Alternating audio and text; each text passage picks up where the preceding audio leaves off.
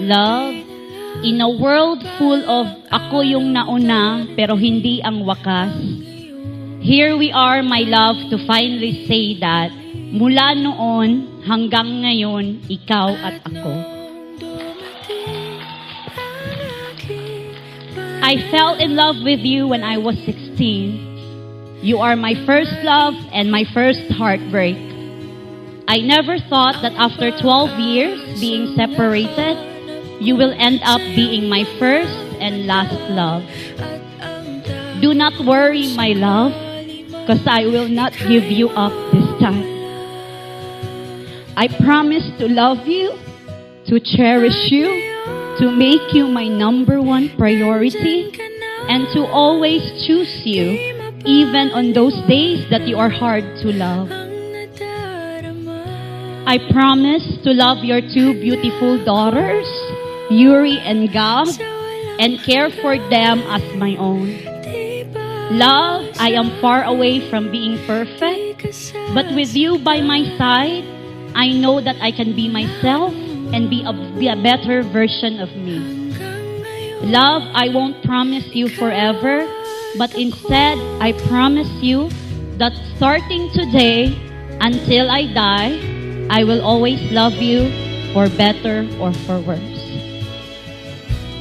Bismillah.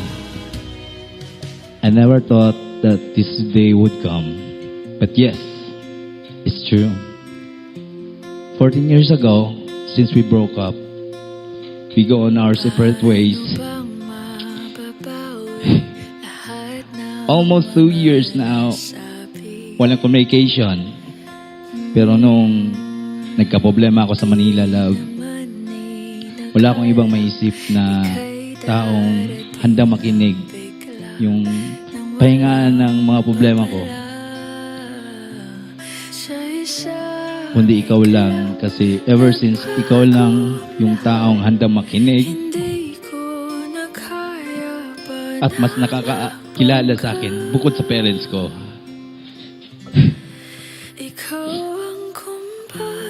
Thank you, love, for being a good listener and someone who I can cry on. Before I say my vows, I would like to give thanks to Allah, because you, Shani Bailon, is the best blessing I ever had.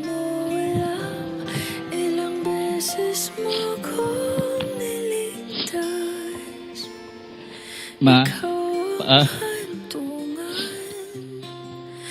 thank you for your unconditional love, for all your sacrifices.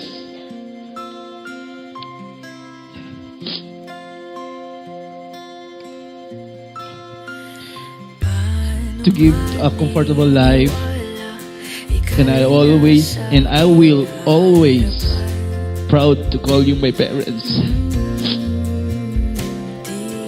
Me, Badong-dong. Thank you for accepting me early on. May kabalo ko dati, first ko nag-propose kang Shani. Tutol ka.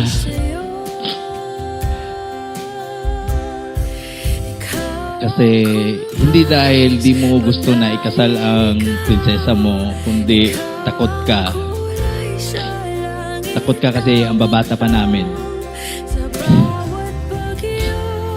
Pero thank you pa rin, Mi, kasi tinanggap mo ko ng buo. Pati yung dalawang anak ko, mahal na mahal mo. And there's no single moment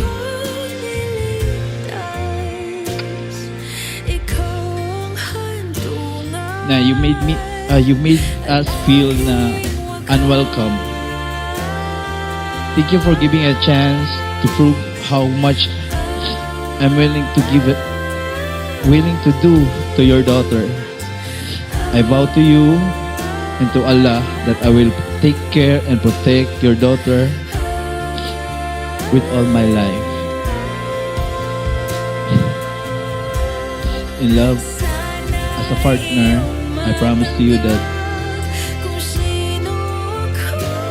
I'll be patient and let down my guard every time an argument arises between us.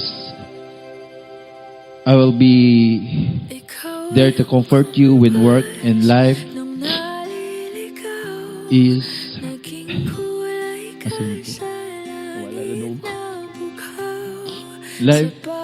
life becomes so stressful and stressful to bear alone.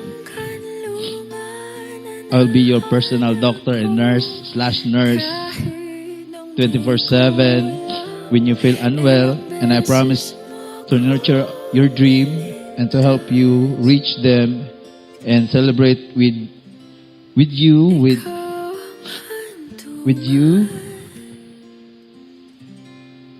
every time na we with you when we check another goals in our life and your dreams.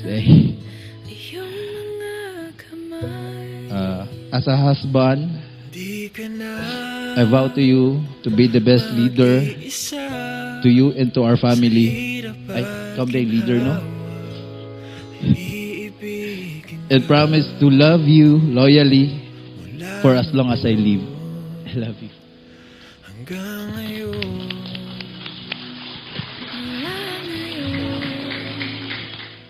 hanggang doon.